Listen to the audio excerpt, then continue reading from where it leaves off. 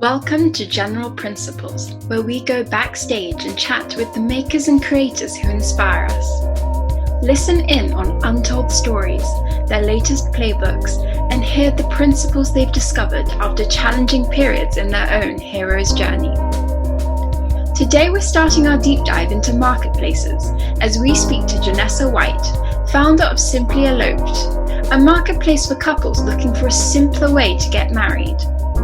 We find out how she started the company, solved the cold start problem of getting initial supply and demand, and how she made this heavy touch business into a tech-enabled superpower for wedding supply vendors. As a special bonus, we'll be conducting a live startup surgery where we bring on a budding marketplace entrepreneur, Ama Owusu-Afriyie, who's building a new tutoring marketplace. We will put Janessa in the hot seat as she fields live questions and deconstructs how to price services in the business model and how to make customer acquisition scalable.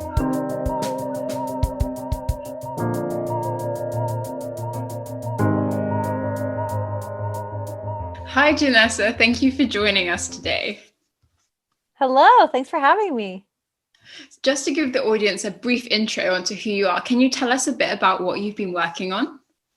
Yeah, absolutely. So I'm the co-CEO and co-founder of a company called Simply Eloped. So we, as kind of intuitive in our name, we provide elopement services. We're set up in 32 destinations around the United States, and we provide pretty much everything you need around the ceremony. So your officiant, photographer, flowers, hair and makeup. A lot of times we pay for your permit fee or your venue fee. So we're kind of like an all-inclusive elopement provider. And so if someone came onto your platform, do you choose all these people separately? Yeah. So generally the way it works is that, let's say you're getting eloped. You reach out to us and you say, I really love the state of Colorado. I'd love to get eloped there. We help you choose the right destination, the right venue, the right date and time, and the right package. And then you entrust us with the rest of the planning. So we pick your vendors for you. We coordinate the permit or the venue fee, the itinerary. Everything is on our plate so that it's not on yours. Sounds great. And so it sounds like it's a marketplace, but still with a big service component of you guys handling that. Is that correct? Yeah, what's so fascinating about the marketplace piece is we didn't realize that we were building a marketplace as we were building it. We didn't really understand a lot of the pains on the vendor side of, if you think about it, if you're a wedding photographer, you're kind of a business owner and therefore doing all the business things. So all the way from having to market to clients, book clients, manage clients, get payments, manage a calendar, manage expectations. I mean, it's a lot of work. And so that's one nice thing about Simply Eloped is that we take off a bunch of the biz dev off of the plates of the vendors so that they can focus on what they should be focusing on, which is making an amazing elopement ceremony for this couple. We didn't really realize what we were building at the time that we were building it, but we quickly came to realize we were solving a problem for two sets of customers or clients. And I think that's the very definition of a marketplace. So yeah, it was kind of by accident. How did this accident come about? So my business partner was in digital marketing, and through just a series of random conversations with people on park benches in Central Park who were performing ceremonies to really getting deep with, Google Analytics and Google Trends, he just saw a gap in the market and felt like he wanted to experiment with filling that gap. So almost 5 years ago, we started a small project in New York City and New Orleans and just started offering services. At that time, we were called Our Big Day Weddings, which is the worst, longest name of all time. Our Big Day Weddings. That's a mouthful. But then I think 6 weeks into the project, maybe 8 weeks, we swapped to Simply Eloped. And it picked up pretty fast. 2 weeks into me hopping on board, we had our first customer. Wow. So talk to me more about the start, right? So your co-founder comes to you, be like, I have this idea to do with, I think there's a gap in the market around elopement services. Mm-hmm. And then how did it get started? Funny enough, we were dating. So we were like freshly dating. We were a year into dating, which, for any relationship is pretty new and early. And I kind of watched his like brain incubation period where he had this idea, he wanted to enact on it. He tried to do like a project on the side that didn't really go through and was just like so passionate about it. I was at a time in my life, I've done, wedding coordination, I've done like management, I've done customer service. So I seemed to have a skill set that was complementary to his.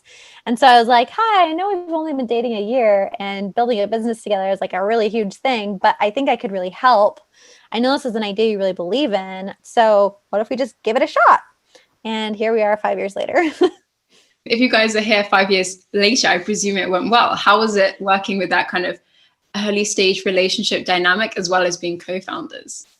I think that we were one of the lucky few, I'll be honest with you. I've talked to a lot of other couples who have done similar things and it didn't go as well. I think first and foremost, we have really different skill sets. So we were very intentional from the onset about kind of dividing up duties and dividing up, fields of work within Simply Eloped. So I think that was like one real key thing that kicked us off for success. We also have really different personalities.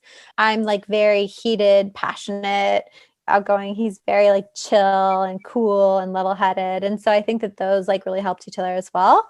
Like I said, I think we got lucky that we just had so many like dynamics that worked. And then something that we had in common was like work ethic from the onset. Like we were both willing to put in long hours, long days. And it ended up just being fun to be able to work on this thing alongside one another. I think that a lot of startup founders feel ultimately lonely. I think that's part of being a founder, but I think that it makes it worse when like your romantic partner doesn't really understand.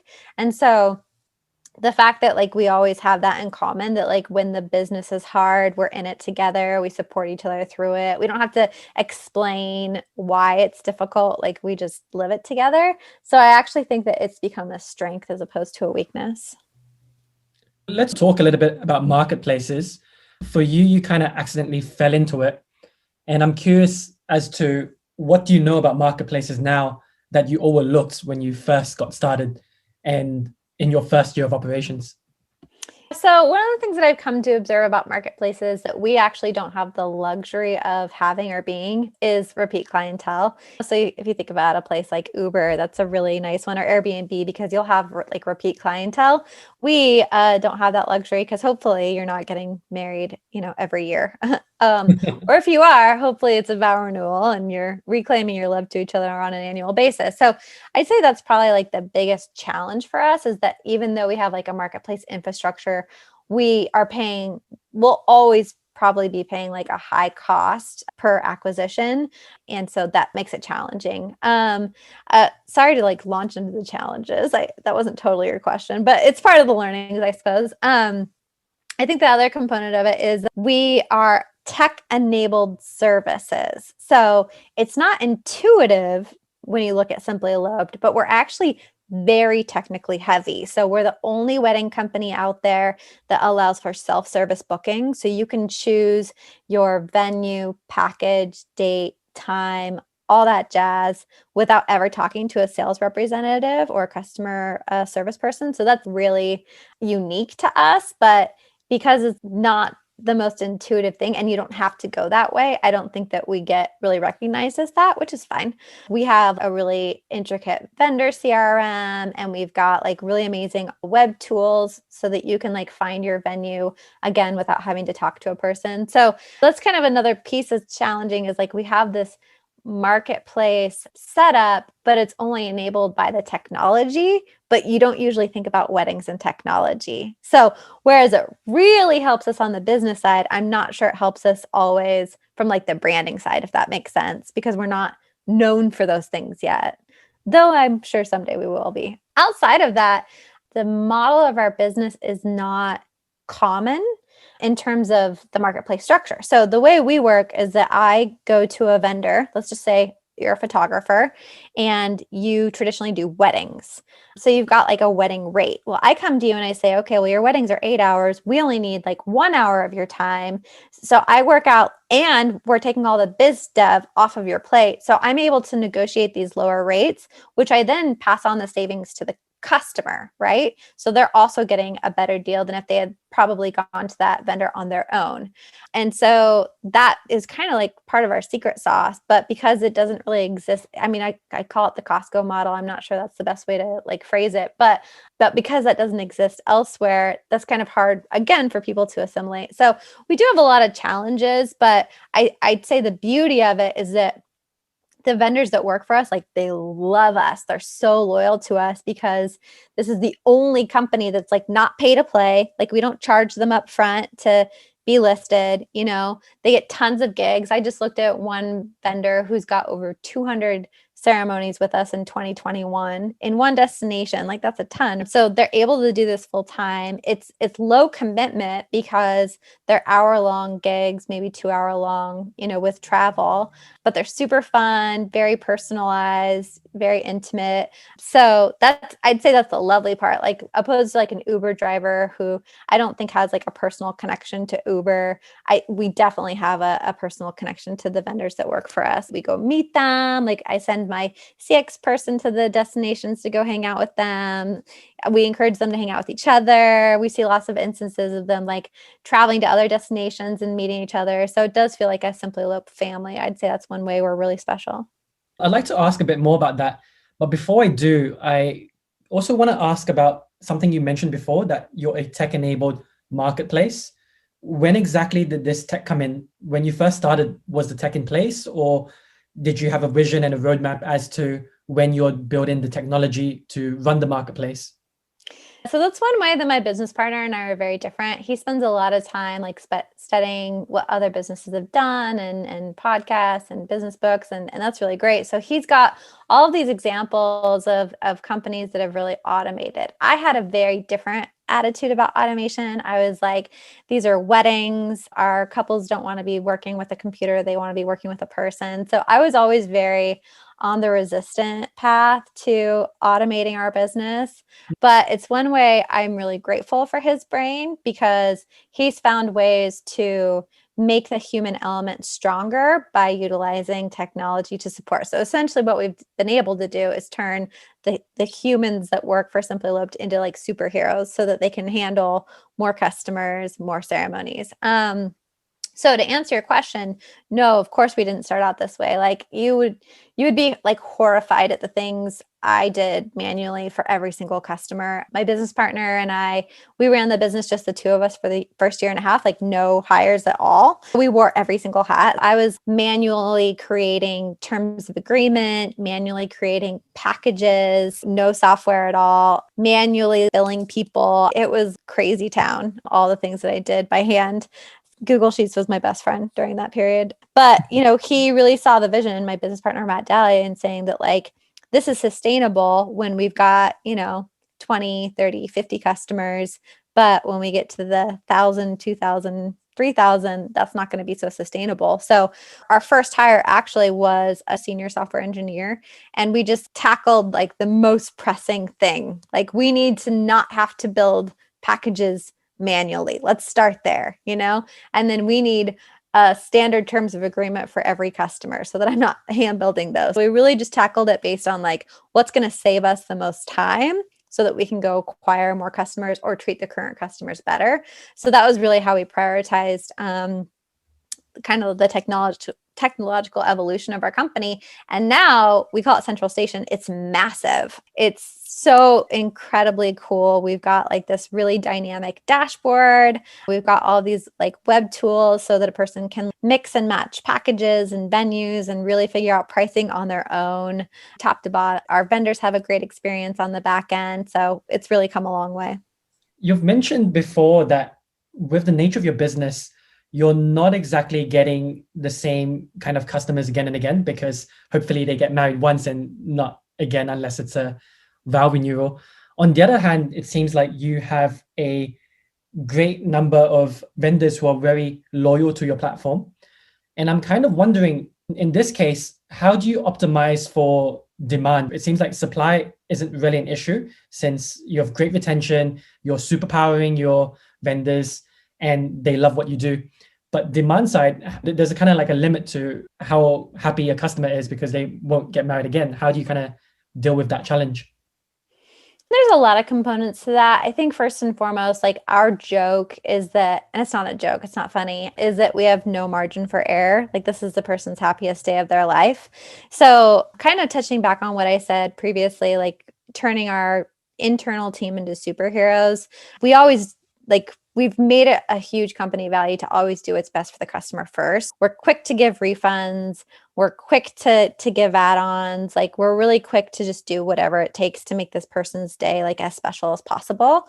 That's the first thing. The second thing is we're very strict about the types of vendors that we bring on. My rule of thumb is your wedding vendors should feel like your best friend for a day. So you should be able to go out for a cup of coffee with them for an hour, hour and a half, and have a really great time with them and feel like you've got this great bond with them, even though you're probably never going to talk to them again, or if you do, not frequently. We're very particular about the types of people that we welcome onto our vendor team, especially because another value of ours is we're all welcoming. So if you want to have a polyamorous ceremony or a same sex, or if you want to have like this crazy Star Wars ceremony where everyone's dressed up as characters, like we don't really care what your vibe is, like we're down for it. It's really important for us to have team members that like exemplify that so that they make you feel seen, heard, accepted, excited about your big day, because it should be in service of you and not in service of them. And that's actually a really hard person to find. So I'd say that's another portion to our secret sauce is we're just very particular about who we onboard.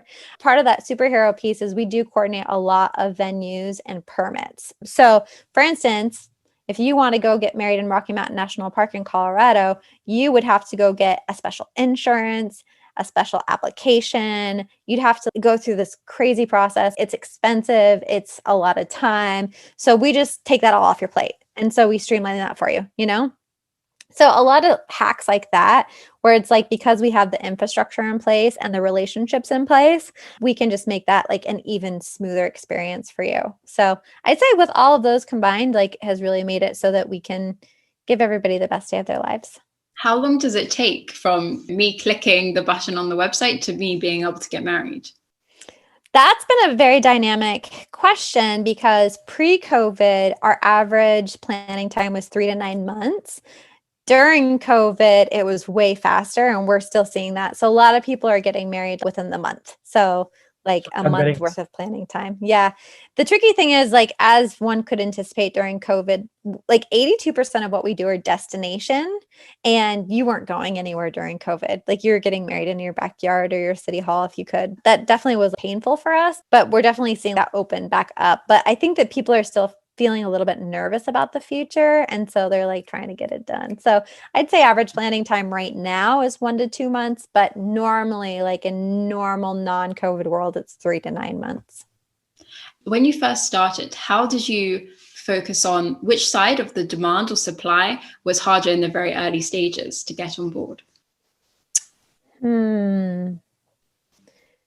Well, I'd say both sides were equally challenging because, you know, one global challenge with Simply Eloped is that nothing we've done has been copycat.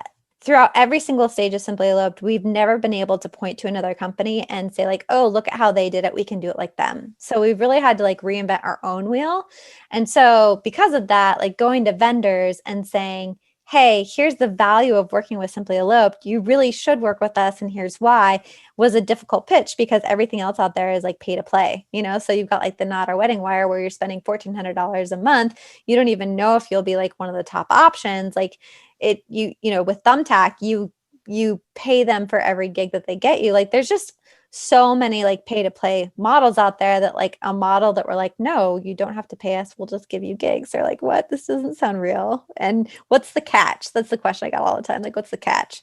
I remember this one conversation I had with someone from New York where she was, I just don't understand what your catch is, what your deal is. And I was like, this is our third conversation. I don't know what else to tell you besides like, we're nice Idahoan people that are just really excited to build this business.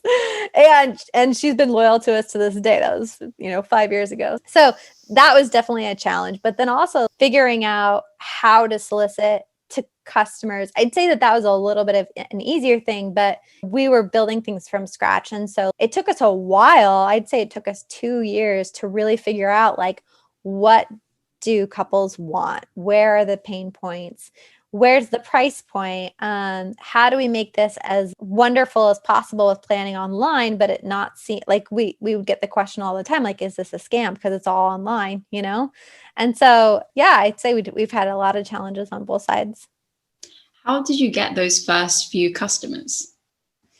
Oh man, just getting them on the phone. I have a very delightful personality. I'm very charismatic. So, I'll never forget this. Our very first customer, her name is Michelle, and her and I had been emailing. We were under that Our Big Nomer, and after a few emails, I think I just need to get her on the phone. And so I was just like, hey, can I just call you? And she gave me her number, and I got her credit card information right there on the phone. So I think that is another piece to our special sauce. I think a lot of weddings are very cookie cutter. Like when you look at weddings, like, yes, you can customize your decor and yes, you can, choose your venue. But once you get a lot of those things in place, like you are very beholden to the venue's guidelines and terms of agreement. You're very beholden to like, so I was just talking to someone, a florist in New York City has a minimum order of like $30,000, so the more you spend, the less freedom you actually have. It's really crazy. One thing that we've really played up in our company is we're going to personalize your ceremony from top to bottom, from the ceremony structure, the types of traditions, the vow exchange, the themes or flavor, style of your ceremony, to the types of photography shots that you're getting, to the venue, top to bottom. It's really easy for us to customize. Did you know that personalization was going to be one of the big pain points when you started?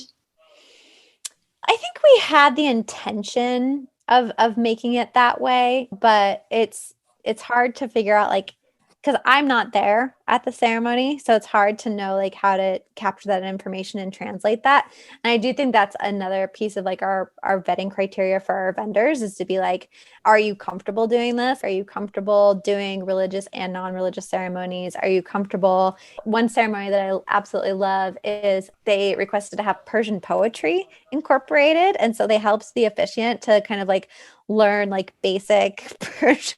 And so she could read this poem. I love mixed religion ceremonies. So couples getting really creative about like, I'm Jewish and I'm Catholic, and how do we bring those traditions together to make a ceremony that's really customized to us? It's really important to us to have vendors that are totally on board with that, of just getting creative. So that's one way we've really gotten deep in that way. And so you had your first initial customers and your first few vendors. How did you then start scaling up both sides of that business?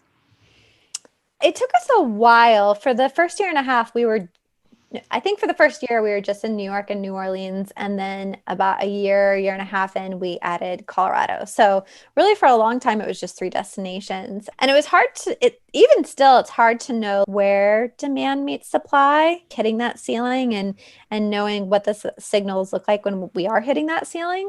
My mom loves to say this: how do you eat an elephant? Like one bite at a time. I like to eat an elephant by trying to consume the whole thing. I really had to like take in the practice of just like one step at a time. But really it was just a matter of what is the absolute minimum that we need to set up a destination.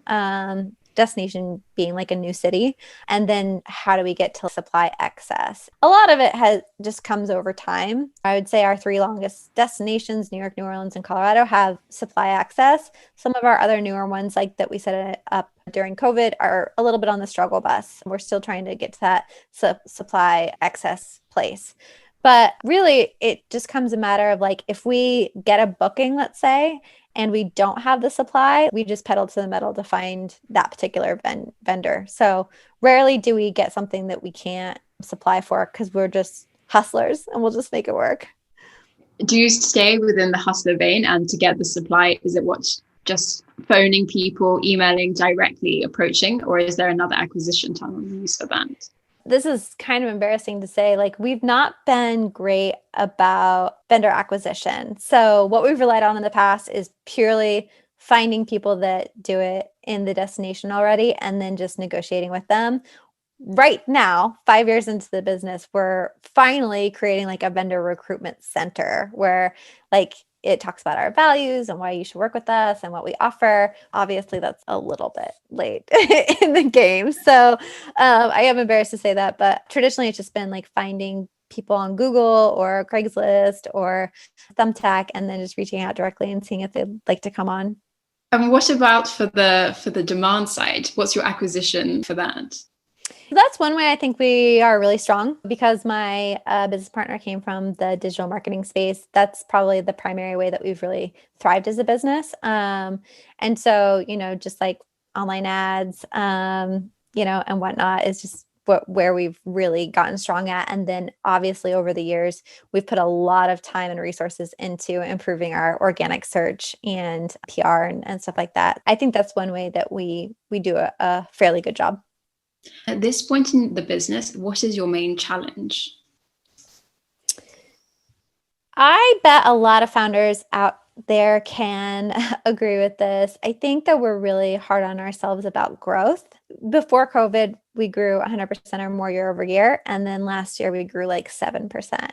Now, if you talk to anyone in the wedding industry, growing 7% during COVID is like amazing. But for us, I think that we were really down on ourselves about that. And so I think the biggest challenge for us right now is we're growing at a really healthy rate.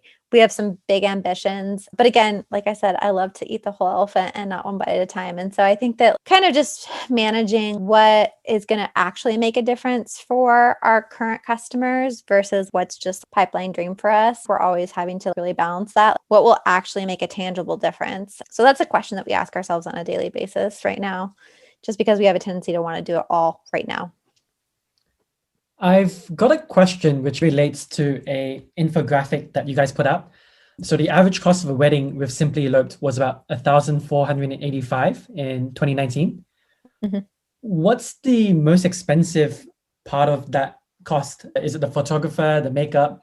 Who is it? So that I can keep my wedding cost a bit lower. Yeah, so the package that you're referencing is actually the Sprout package. That is our average booked package, which includes an officiant and a photographer. And that includes an entire hour of photography. So the bulk of what you're paying is your vendors. A lot of times that includes a permit fee or some other add-ons. But for the most part, the bulk of it is to your vendors. We also have baked into each package, you have a customer experience representative. So this is a dedicated person that is sending you your invoice, your itinerary, making sure all of your questions are answered. They know the destinations really well, so they can tell you like where to stay with hotel, where to eat at a restaurant. So that's in the package as well. But the bulk of it is you're just paying for your ceremony. You started off very geographically limited, like most marketplaces do, before expanding. But then often once you're in quite a, I guess, slightly more niche with elopements, then marketplaces often expand to other niches. Have you got any in mind for this? Do you want to go after the whole wedding market, not just elopements? What are your big ambitions here? Oh, yeah. So one of the projects I'm working on right now. So we define elopement at Simply Eloped as 20 guests or less. The reason for that is we felt like it was really important that your clan is there. We feel like clan was easy to keep 15 to 20 guests. But also once you get above 20 guests, you start needing some infrastructure. So you start needing chairs, ample parking, a sound system, bathrooms, stuff like that. So because a lot of what we do are in national and city parks or gardens, that infrastructure is not something that is in place in a lot of those places. That's why we capped it at 20 guests. One thing that we're looking into, especially with COVID being hopefully a thing of the past and larger groups a thing of the future, we do see a lot of people that are excited to bring not necessarily like bigger groups together, but medium-sized groups. And so one thing we're looking into really heavily is opening up our services to more of like what you would call the micro wedding industry. So more in that like 30 to 50 gap. So that's one thing that we're really exploring. Also, there's a lot of services that we don't provide that I'm excited to provide. Like we don't provide transportation as an add-on or a picnic or catering as an add-on. I think that would be really fun. And so that's another thing that we're looking into just as an expansion effort. But we're also not ruling out the opportunity of maybe going global. I do think that from a United States perspective, we have I think 3 more destinations that we're looking at possibly opening up in, but I think we've kind of capped out the US in terms of spots that people are even interested to elope in. And so at that point, it might just be like, YOLO, let's go global. Not out of the realm of possibility. I've got a few questions that are, I guess, a bit more different to your current business, which is if you were to do a new business right now, if you went back to when you were thinking of ideas, what would you be most interested in doing? Do you have any $1 billion ideas? Well, if I had $1 billion idea, I think I'd be doing it, right? I think that Simply Eloped is my $1 billion idea. So awesome. In terms of marketplaces, do you see them evolving anytime soon?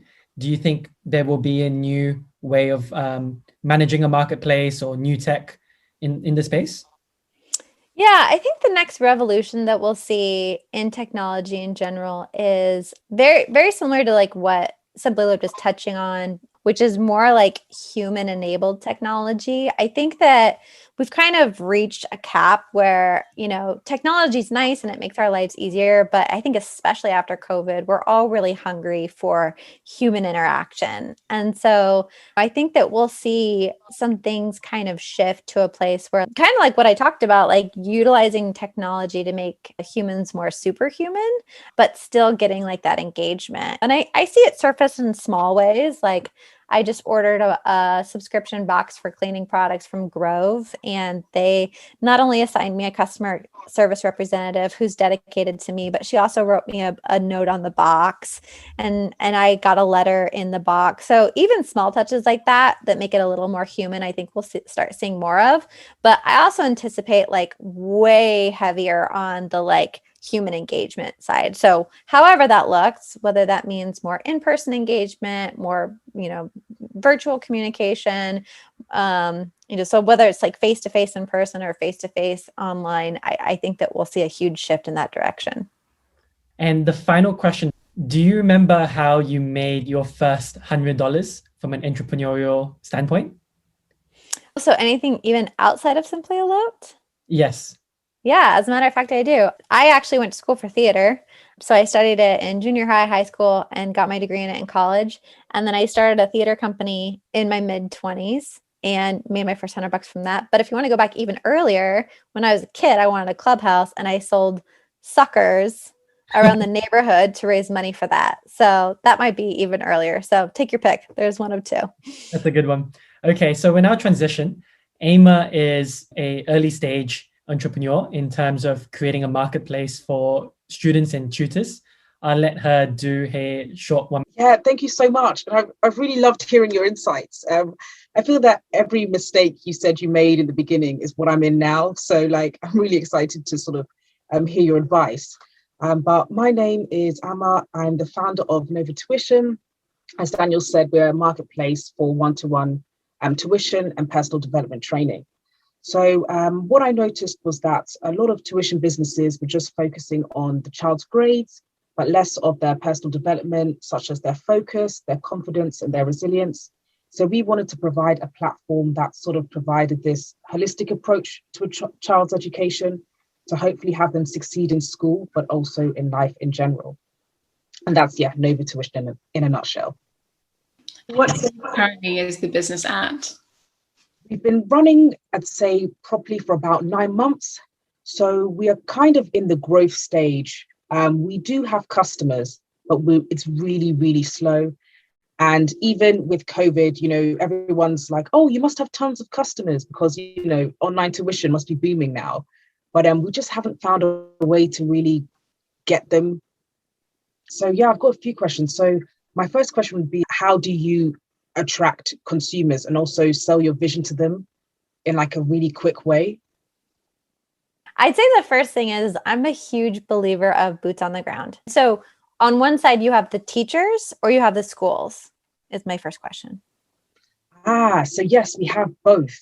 So we have one side of the business that is private tuition. So parents come in and book directly with tutors. But we also want to launch into schools where schools can hire private tutors to help teachers in class, especially if someone's got maybe an individual need that they need attending to. So those are the two arms of the business. However, the school one has not really been properly set up yet. So we're mainly just running off one-to-one tuition. I'm probably going to ask a bunch of questions before I give any advice, because I just want to make sure I understand your business model efficiently. So who is paying for the service? Parents are paying for the service for Always? tuition for their child. Always, yeah. Okay. And is there any subsidies for that, or is it you purely connecting parents with tutors? Sorry, what do you mean by subsidies? Subsidies like a school, like let's say there's a child who's struggling at school and the school has maybe a scholarship to help struggling children. Would that be subsidized, with the tutor? So yeah, we would subsidize it if it came through schools. However, we've not got that sort of like the logistics of that side running yet, though it's something we definitely want in the pipeline. And we want to find a way to give people who need subsidized tuition the opportunity to do that. But I just have no idea how to monitor that, what sort of information they'll need to provide. So that's later. So that's later, yeah. Okay. How's your pricing structure working? The pricing structure is a bit all over the place. So we have two ways we went about doing it. The way we've stuck to now is having a key stage 3 price, a GCSE price, and an A-level price. But in the future, we wanted to have tutors dictate their own price. So for example, parents can only book in with tutors, let's say they can afford. So hopefully making it more accessible. Sorry if I'm dumb. This might be like a country thing. I don't understand. Say KSG. I don't understand that. So she said GCSE, which is kind of secondary equivalent, and then A levels is where you get to uni based on those results. Gotcha. Okay. And is this the pricing structure is different per? Yeah. So if you are, So my real question is like, how are you making money? We're making money by taking commission off the price of tuition from between the parent and the tutor. How much of a commission are you taking per transaction? About £5. What does that equal in dollars? Sorry for the country differences. That's in dollars, maybe about $8. So after payment processing fees, how much are you netting? There is no payment processing fees because, as you mentioned before, I'm doing everything manually. Gotcha. Cash is king. Yeah, the processing fee is nothing. Yeah. So how are you facilitating the parent paying and the tutor receiving payment? Are you sending checks? Oh So I'm goodness. bank transferring. Can I hug you? Oh, I remember those days. Oh my gosh. It's so sad. I feel that's all I spend my time doing.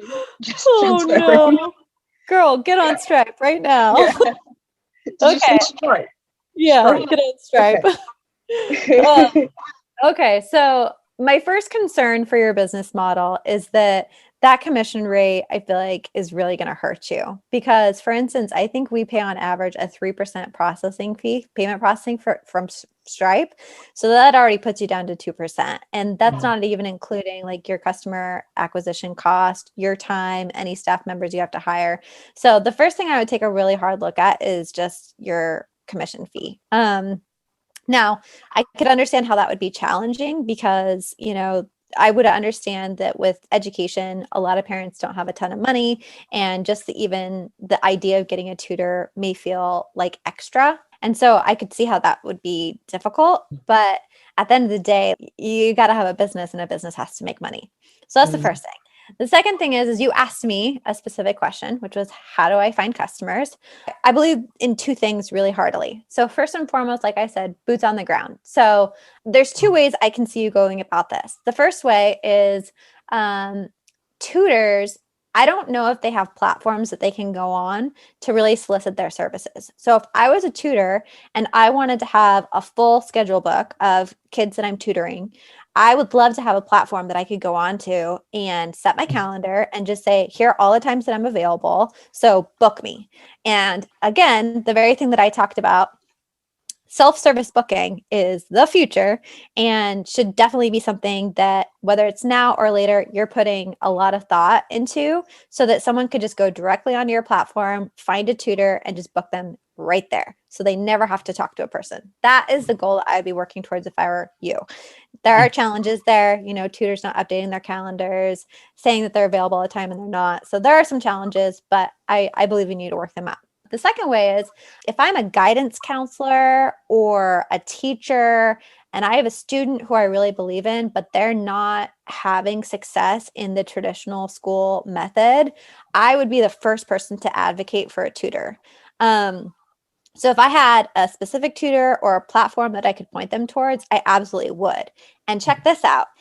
On both ends, if there was an affiliate structure where if I, as the teacher, could make some dollars off of recommending this platform or recommending a certain tutor, you better believe that I'm an underpaid teacher who's going to be making money any way I can. So if I feel like I can help my student and make, 25, $50 per kid that hires a tutor, like I'm definitely going to be doing that. So those are two ways that I can really see you like building up this. But again, you got to make sure you're making money during all of this. So that's challenging with a 5% commission structure. Yeah. And that was really useful advice. Like I've never thought of having teachers come in as affiliates because I guess it's in the teacher's interests for students to do well as well. So that's like a new way, I would love to spin it. Yeah. So thank you so much. The calendar thing is, that's another admin time. Just because it's like, I asked a tutor, are you free then? And then I tried to ask a parent, are you free then? And then like just the constant back and forth of like, when's free, who's free. So yeah, thank you so much. Yeah. And one thing that we do to curb like non-availability on the vendor part is we do have like a scaling system. So all of our vendors are vetted and we want all of our vendors to work for us full time. But if a vendor isn't updating their calendar on a regular basis and they're declining a bunch of gigs, our system recognizes that and actually grades them down. So they become less of a priority to us because they're not abiding by our systems. So maybe that's one way that you could go about it. That was actually an idea I was going to pitch, which is if you're the number one site for like vetted tutors, so you've run the background checks, you know that they're a safe person, you know that they are accredited or trained, you know that they have a great personality and are going to super jive with your kids. Like I would say that that's probably going to make you stand out from anything else. If you're doing all the legwork so that the parents don't have to do that themselves, and you have like maybe like some sort of accreditation system on your own where you're saying like, here's a star that's saying like this person has been, background checked, vetted, and they're really awesome. And here are their strengths and here's why we like them. Like if you're already doing that legwork for the parent, like that already is inherent value. You know what I mean? And so if you're providing that inherent value, you can charge for that inherent value. Then on the backside, let's say, sorry, I have so many ideas. I hope this is helpful and I hope you don't feel like I'm sitting on your toes. So from the tutor side, if again, just like with my vendors, if I, the tutor, and am not having to go pay marketing dollars, if I'm not having to do all this business development to get clients, and if I'm able to just go directly to your platform and have a full schedule at all times, like I'm going to be willing to give you a discount because you're providing me so much value. That's two ways that can really help that margin for you, because you're just like any good marketplace, you're creating value on two sides. And so if you come to, just about talking about your value propositions for both sets. So if you go to a tutor and say like, hey, if you pass all of our criteria, we can help you get a full schedule. And that's going to be our goal. We're going to be alongside you every step of the way to get as many students as you want. And then you go to the parents and you're saying, we are safe, we are vetted, we are the best tutors that you could possibly get. And you're not going to have to do anything except for choose the one that you vibe with the best. And then book us directly without ever having to talk to a person besides a tutor. That's a lot of value there too. So I really think you could play up, like if your chart, like just check this out. So let's say a tutor charges $100 an hour and you go to that tutor and you say, I'm creating a bunch of value for you. I'm going to help you get as many students as you could possibly want. And I'm going to do all the biz dev for you to get you those clients. I need you to only charge me $80 an hour. So then you've already got a 20% margin to play with that you can take. So whether they book the tutor directly as that tutor, which the parent would have to do all the work, vetting that person, interviewing that person, onboarding that person, and then you're providing that value to the parent. So, and then you charge them that $100, then that's already putting you up to a 20% margin, so that's how I would think about it. I have a quick question for Amma. How much is the average transaction? Like, how much is a tutoring session on average? Our average £25. And did you say you take £5 from that? So you're already 20% margin. Okay. Yeah. Sorry, I should have made that clear. It's 20%. Mm. Well, then you're already doing what I'm saying you're doing. Okay. Yeah, but how you? Sorry. So, because I know we were discussing earlier about, even just getting in front of parents. So currently, if your kind of demand acquisition side is coming from word of mouth, Janessa, do you have any ideas about how you can really scale that side up? I touched on it before. I think word of mouth with parents is only going to come from providing that value and services to them. A parent is not likely going to recommend your company until they use you. So you have a demand issue on that side. So a lot of word of mouth, I think, is just going to have to come organically from parents.